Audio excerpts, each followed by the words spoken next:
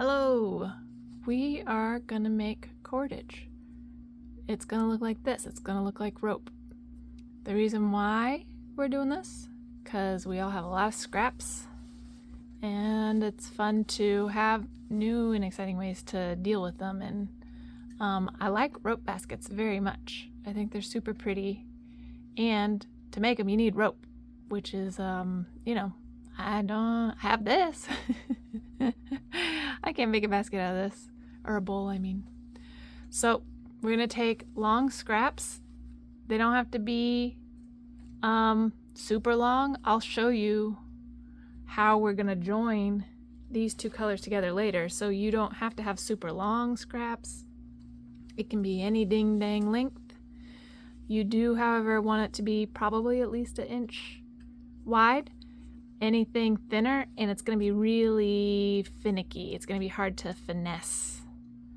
And we don't want things that are like really fine and fiddly. It's just kind of annoying. Our sewing can be challenging enough. We try to give ourselves a little advantage. So let's get started.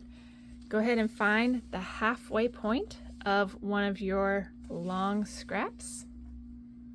And when you find it, your ends are going to be hanging at the same length. Go ahead and pull one of the lengths up so that we have a new middle point. We found the true middle and now we have an adjusted middle point. So let's get started.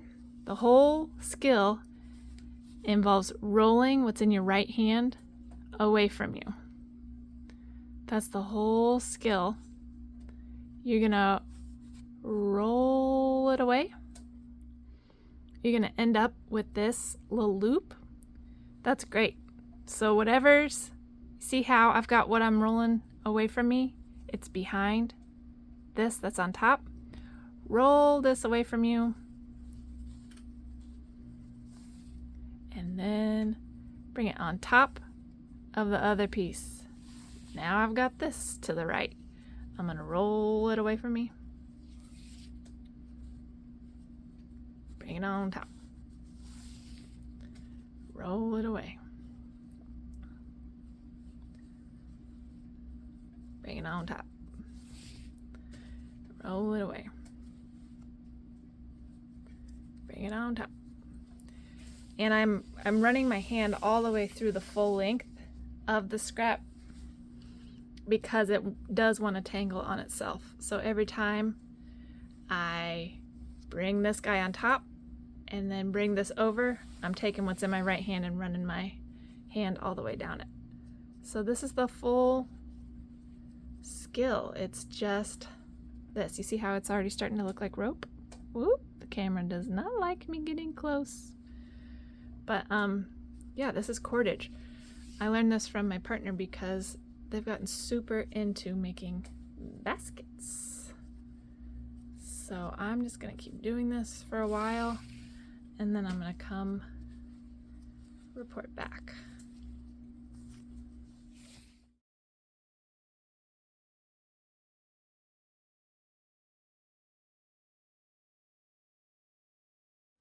And so I've got this. It's gorgeously lumpy and bumpy and textured and just so pretty. And you can see the raw edges sort of fluffing out at points. Now I'm going to join the other color that I want to use. So I'm setting this aside. It shouldn't unravel. You can leave it for a second.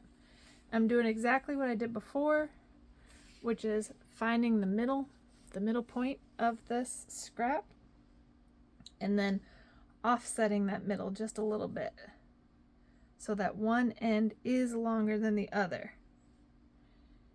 And then you just sort of match it up. So I'm going long end into long end here. I'm gonna try and make it a little bit flat with this piece of fabric. It's not gonna you're not gonna achieve perfect flat. And this is gonna create a funny little bump in your cordage.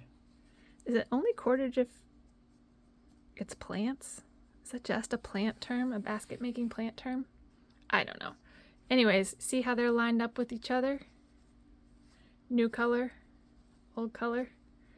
And now, same, second verse, same as the first. Oh boy. Twisty, twisty. It's gonna be a little thicker here too. And then bring it on top. Yup. Twisty, twisty. Bring it on top. Twisty, twisty. Twist away from you. Bring it on top.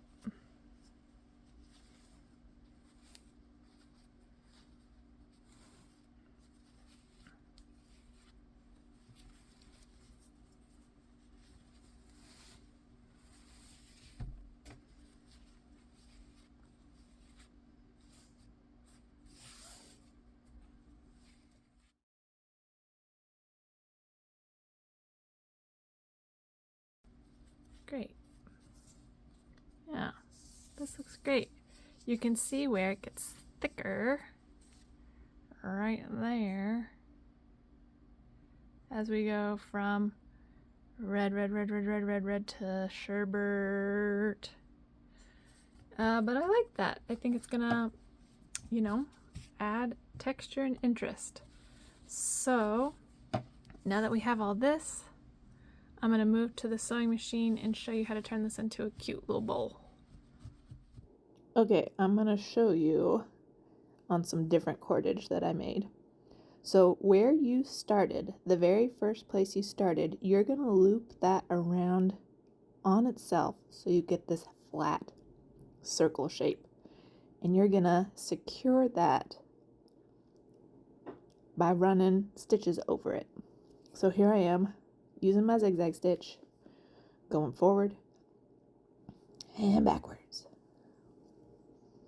Now I'm going to trim those threads. This is the very center of the base of your bowl. And now I'm running stitches perpendicular to what I just did. So forward and backward. And trimming those threads. And that just gives me a stable base. Now I'm ready to feed everything through my machine with my zigzag stitch on, and I am making sure that the needle is going through the new stuff that I'm feeding through, and the other side of the zigzag stitch is going through what I've already secured in place. So as I feed this rope and cordage through, it's gonna spin. I'm spinning it. And you're just adding the new and making sure it's secure to what was already there. And this is the whole thing. That's the whole trick. And then the only other thing I would say is you gotta be careful, because some lumps and bumps will come up and you just have to work with it. You have to stop sometimes and put the needle down and lift your presser foot up and adjust it. And that's no biggie. You can do that. It's a little finicky, but it's okay. You got this. Yep. So that's the whole thing. And I'm just still talking about it, I guess.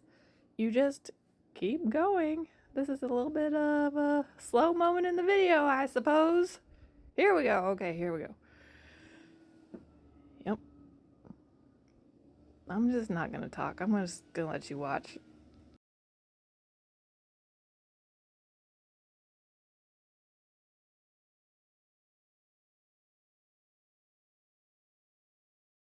Okay, so when you've got the base of your bowl as wide as you want it to be, the way you start building up the walls is you simply tilt the base up at an angle. It's going to be flat later. Don't worry that you see how it's curving up a little bit. Don't worry. This is the whole thing though. You just lift it at an angle, and and the bowl makes itself kind of. You just keep doing that zigzag. And that's it. The end. We made something cute and funky and wonky, and thank you so much for watching. Show me what you make. I can't wait to see.